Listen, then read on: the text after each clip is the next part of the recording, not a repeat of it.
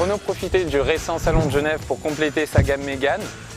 Donc on se retrouve aujourd'hui juste devant l'abbaye de Morienval pour essayer justement le dernier produit de cette gamme Mégane, la Mégane Estate.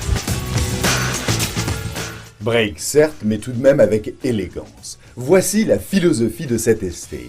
La face avant reste celle de la berline. Les lignes latérales s'effilent jusqu'à la poupe avec un style relativement dynamique pour un type auto qui tient normalement plus du traîneau du Père Noël que du cadeau que l'on désire.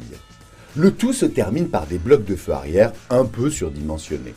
Le look est agréable bien que certaines options pseudo-sportives soient étranges sur ce type de véhicule. À l'intérieur, le design est sobre mais fonctionnel avec une finition générale tout à fait honnête. Le coffre propose de son côté 1595 litres au maximum pour emmener tous vos bagages.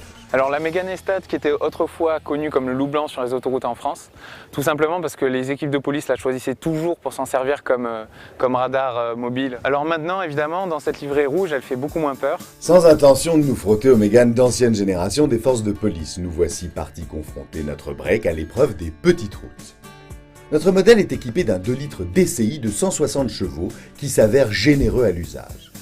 Accélération franche, bonne reprise et excès de vitesse dangereusement à notre portée sont à même de donner une honnête distraction à nos amis trop éloignés des lignes TGV.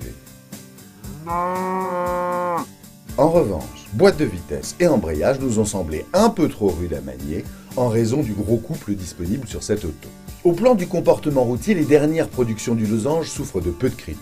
Il en va de même pour cette Mégane Estate qui a un comportement sain et sécurisant. La direction est précise, le roulis maîtrisé, l'amortissement est juste un peu mou à notre goût. Enfin, le désormais célèbre TomTom fixe à 490 € est là pour vous guider de route en autoroute. Les tarifs s'échelonnent de 19 200 € à 29 200 €. La différence de prix avec un Scénic court est donc en moyenne de 2500 €. Alors break ou monospace, la question pourra se poser et la réponse dépendra de vos attentes, privilégiant la tenue de route ou la position de conduite élevée.